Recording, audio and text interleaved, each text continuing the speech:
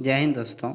तो आज हम एसएससी जीडी के जो एग्ज़ाम 2024 में फरवरी मार्च में हुए हैं, ठीक है, उसमें टोटल 53 शिफ्ट में जो जीके के प्रश्न पूछे गए हैं उसे आज हम इस वीडियो में देखेंगे, ठीक है। और आज हम 20 फरवरी 2024 को चारों शिफ्टों में टोटल 80 जो जीके के प्रश्न पूछे गए हैं उसे आज हम इस वीडियो में कंप्लीट करेंगे। तो चलिए पहले सवाल से जो है वीडियो को शुरू करते हैं। पहला सवाल है कि सत्यशोधक समाज के संस्थापक कौन थे?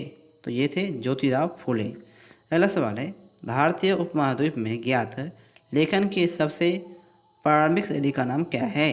तो यह है सिंधु लिपि।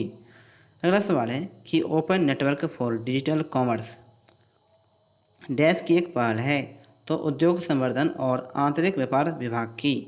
अगला सवाल है जब मेंडलीफ ने अपना कार्य आरंभ किया उस समय कितने तत्व ज्ञात थे? तो 63 तत्व जो है उस समय ज्ञात थे, ठीक है, 63। अगला सवाल है कि मई 2023 में किस राज्य के मुख्यमंत्री को भय मुक्त राज्य बनाने के लिए भारत रत्न डॉक्टर अंबेडकर पुरस्कार से सम्मानित किया गया था? तो उत्तर प्रदेश के मुख्यमंत्री को, ठीक है, उत्तर प्रदेश के मुख्यमंत्री को। Rangaswamy cup dash Rangaswamy cup का संबंध डैश खेल से है? तो यह है हॉकी खेल से। महिला आरक्षण विधेयक 2023 के अनुसार लोकसभा और राज्य विधानसभाओं में महिलाओं के लिए कितनी सीटें आरक्षित हैं? तो 1/3।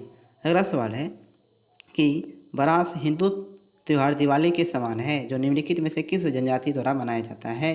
तो ये मनाया जाता है वर्ली और कोंकण के द्वारा, ठीक है, वर्ली और कोंकणा के द्वारा। न्यायाधीश को हटाए जाने के संबंध में नीचे दिए गए कथन को पूरा कीजिए, ठीक है।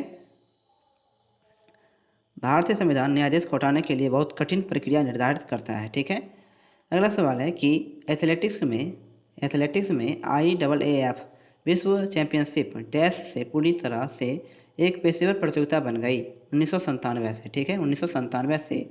और दोस्तों आपको डेली इसकी वीडियो जो है शाम के ठीक 5 बजे हमारे यूट्यूब चैनल पर वो मिलती रहेगी, ठीक है। और अभी तक आपने मेरे यूट्यूब चैनल को सब्सक्राइब नहीं किया है दोस्तों, तो इसके लिए आप मेरे यूट्यूब चैनल को सब्सक्राइब जरूर करें और बेल आइकन को ऑन कर लें, ठीक है, ताकि मैं जब भी वीडियो डालूं आपको उसका नोटिफिकेशन जो है सबसे पहले मिलता रहे, ठीक है। और मैं आगे वीडियो में बताऊंगा कि आपको इसकी PDF फाइल जो है वो डेली कहाँ मिल सकती है, तो वीडियो में बने रहें।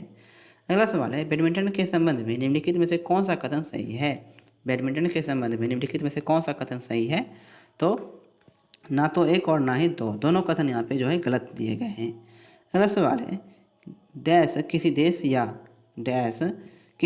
या देश के एक सुपरिभाषित भौगोलिक क्षेत्र के सभी व्यक्तियों से संबंधित जनसांख्यिकी आर्थिक और सामाजिक आंकड़ों को एक विशिष्ट समय पर एकत्र करने, संकलित करने, विश्लेषण करने और प्रस्तावित करने की संपूर्ण प्रक्रिया है? तो वह है जनगणना, ठीक है, जनगणना। अगला सवाल है कि भारतीय संविधान के भाग 4A के अनुसार यदि माता पिता या संरक्षक हैं डैश वर्ष की आयु वाले अपने यथास्थिति बालक या प्रतिपालक के लिए शिक्षा का अवसर प्रदान करें, ठीक है।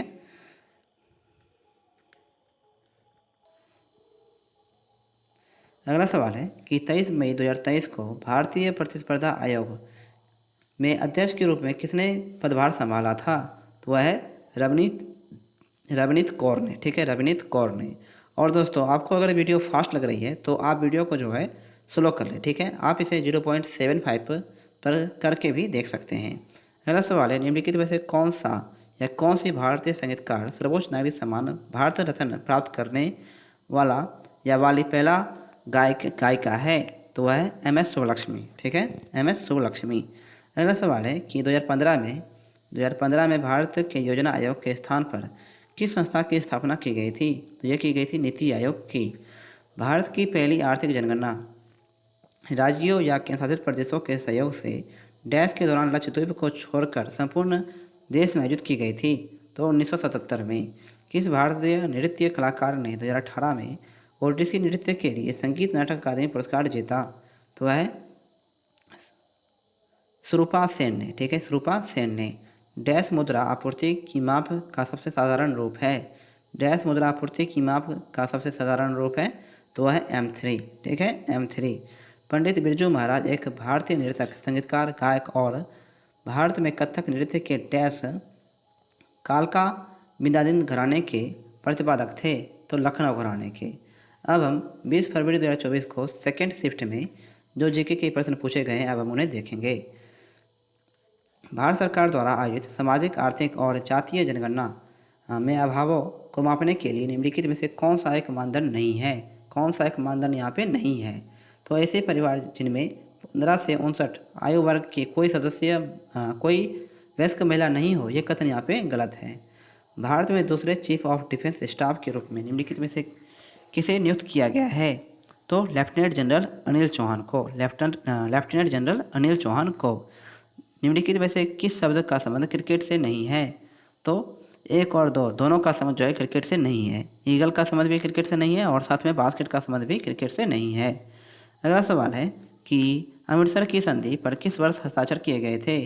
तो 1809 में। हर वर्ष अगस्त के दूसरे शनिवार को अलापुझा के पास आयोजित की जाने वाली नेहरू ट्रॉफी प्रतियोगिता डैश श्रेणी में सबसे अधिक प्रतिस्पर्धी और लोकप्रिय है? तो वह नौका दौर में। ठीक है, नौका दौर में। अगला सवाल है कि भारतीय खिलाड़ी लिएंडर पेस कौन सा खेल खेलते हैं? तो ये खेलते हैं लॉन टेनिस। निम्नलिखित में से कौन सा भारतीय रिजर्व बैंक का कार्य है? तो मुद्रा जारी करना और आखिरी कर्जदाता। सुप्रीम कोर्ट के किस पूर्व न्यायाधीश को आंध्र प्रदेश के राज्यपाल के रूप में नियुक्त किया गया है? तो एस अब्दुल नज़ीर को। प्रसिद्ध पुस्तक अर्थशास्त्र हमें बताती है कि मौर्य काल के दौरान उत्तर पश्चिम कंबलों और डैश अपने सोने और कीमती पत्थरों के लिए महत्वपूर्ण था। तो है दक्षिण भारत। ठीक है, दक्षिण भारत। अगला सवाल है कि जनगणना 2011 के अनुसार निम्नलिखित में से किस राज्य में महिला साक्षरता दर सबसे अधिक है? तो यह है केरल राज्य में। जून 2023 में डैश ने महिला उद्यमियों को सशक्त बनाने की दिशा में NULM के साथ साझेदारी की थी। तो यह UNDP ने। पन्नालाल घोष निम्नलिखित में से किस वाद्यंत्र के लिए प्रसिद्ध हैं? तो बांसुरी के लिए।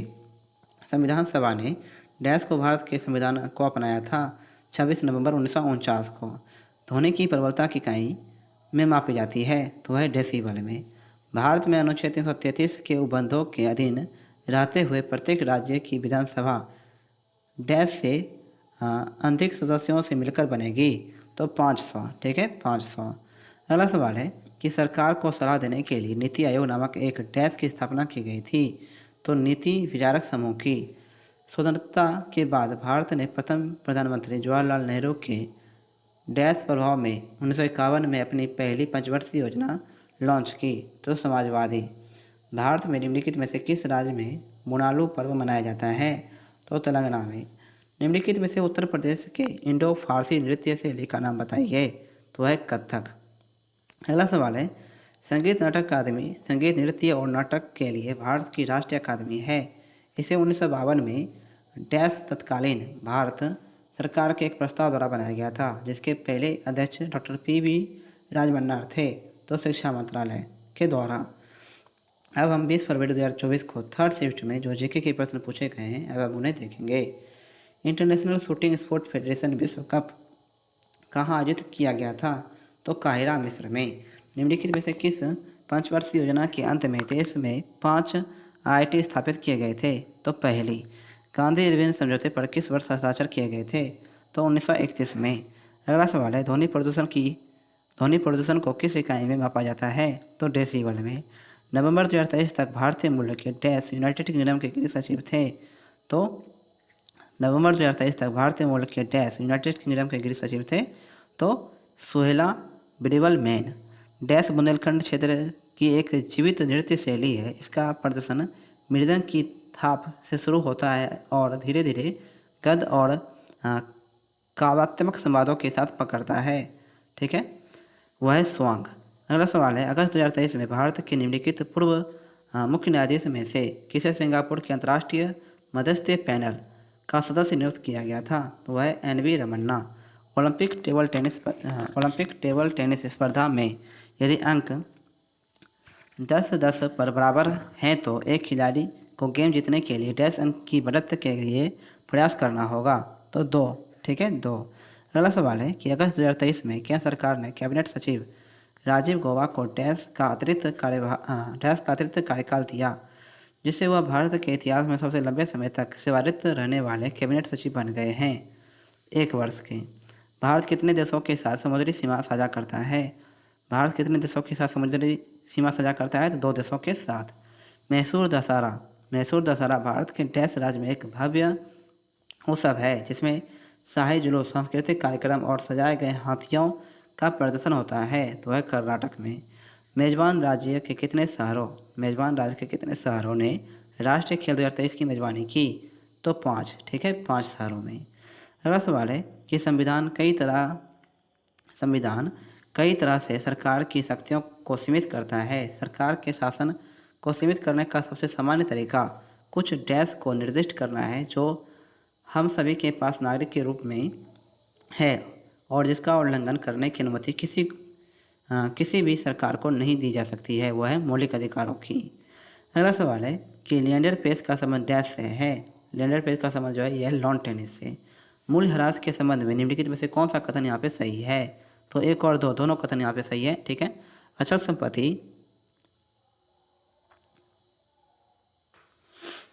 अचल संपत्तियों के उसके उपयोगी जीवन के दौरान गिरावट के कारण उसके मूल्य में होने वाली हानि को मूल्यह्रास कहा जाता है। यह कथन बिल्कुल सही है। और मूल्यह्रास में अप्रत्याशित या अचानक विनाश को शामिल नहीं किया जाता है। अगला सवाल है कि गौतम बुद्ध के संबंध में निम्नलिखित में से कौन सा कथन यहाँ पे सही है? तो बौद्ध धर्म के संस्थापक सिद्धार्थ, जिन्हें गौतम के नाम से भी जाना जाता है, का जन्म लगभग 2500 वर्ष पहले हुआ था और गौतम बुद्ध एक छोटे गण से संबंधित थे जिसे शाक्य गण के नाम से जाना जाता था। ये दोनों कथन यहाँ पे सही है। उस्ताद बिंदा खान का संबंध निम्नलिखित में से किस वाद्य यंत्र से था? तो सारंगी से।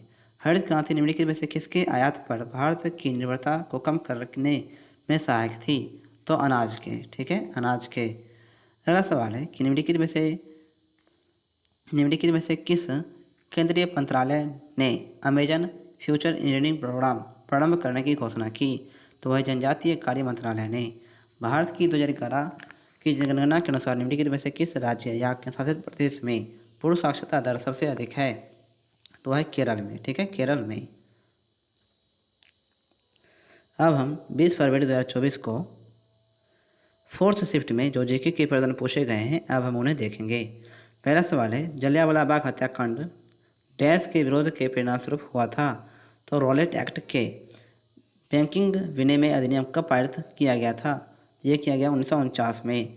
मुंडारी नृत्य का संबंध निम्नलिखित में से किस राज्य से है? तो झारखंड राज्य से। आगा खान कप का संबंध निम्नलिखित में से किस खेल से है? तो यह है हॉकी खेल से। भारत के उत्तर पश्चिम में निम्नलिखित में से किस देश की सीमा लगती है? तो अफगानिस्तान और पाकिस्तान की। 2023 में कृषि और किसान कल्याण मंत्रालय ने एक पीएम किसान artificial intelligence chatbot dash launch किया है जो किसानों को पीएम किसान योजना से संबंधित उनकी शिकायतों के लिए एक ही जगह पर समाधान प्रदान करेगा। तो वह है किसान मित्र। निम्नलिखित में से कौन सा मौर्यकालीन शिलालेख वर्तमान भारत में स्थित नहीं है? तो वह कंधार। 2026 एशियाई खेलों की मेजबानी निम्नलिखित में से कौन सा देश करेगा? तो ये करेगा जापान। 2011 की जनगणना के अनुसार निम्नलिखित में से कौन सा भारत का सबसे कम आबादी वाला राज्य है? तो है सिक्किम। हॉर्नबिल उत्सव में निम्नलिखित में से कौन सी मूल जनजाति अपनी सांस्कृतिक और परंपराओं का प्रदर्शन करती है? तो वह नागा। पंडित रविशंकर किस वाद्यंत्र के वादक थे? तो यह सितार के वादक।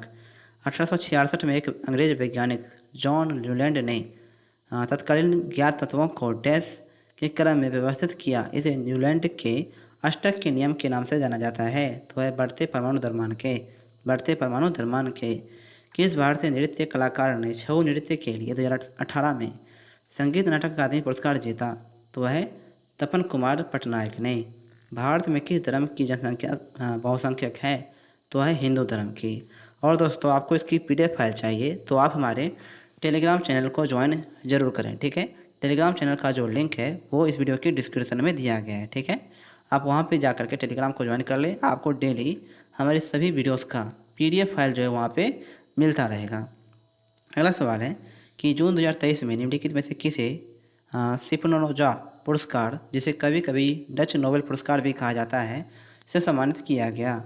तो जयंती गुप्ता को। ठीक है, जयंती गुप्ता को। हरित क्रांति की शुरुआत वर्ष 1965 में हुई और डैश पंचवर्ष योजना 1961 से 1966 के बीच थी। तो यह तृतीय, ठीक है, तृतीय। अगला सवाल है कि भारत में 11वें पंचवर्षीय योजना की समयावधि क्या है? तो यह है 2007 से 2012। जब राज्यसभा के सभापति का पद रिक्त हो तो उसके कर्तव्यों का पालन निम्नलिखित में से किसके द्वारा किया जाएगा? तो राज्यसभा के उपाध्यक्ष के द्वारा। भारतीय संविधान के निम्नलिखित में से कौन सा संबंध भारत के नीति निर्देशक सिद्धांतों से है? तो भाग 4 का। किसी भी टेनिस खेल में यदि दोनों खिलाड़ी एक खेल में 3-3 अंक जीतते हैं अर्थात स्कोर 40-40 है तो इसे डैश कहा जाता है? तो ड्यूस, ठीक है, ड्यूस। तो आज की वीडियो जो है दोस्तों यहीं पे समाप्त करते हैं, ठीक है। और ये वीडियो अगर आपको हेल्पफुल लगी हो तो ऐसी और वीडियोस के लिए आप हमारे यूट्यूब चैनल को सब्सक्राइब जरूर करें, ठीक है। और साथ में बेल आइकन ऑन कर लें ताकि जब भी मैं वीडियो डालूँ आपको इसका नोटिफिकेशन जो है वो सबसे पहले मिलता रहे, ठीक है।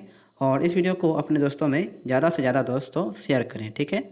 मिलते हैं अगले दिन ठीक शाम के 5 बजे एक नई वीडियो के साथ। तब तक के लिए जय हिंद, जय भारत।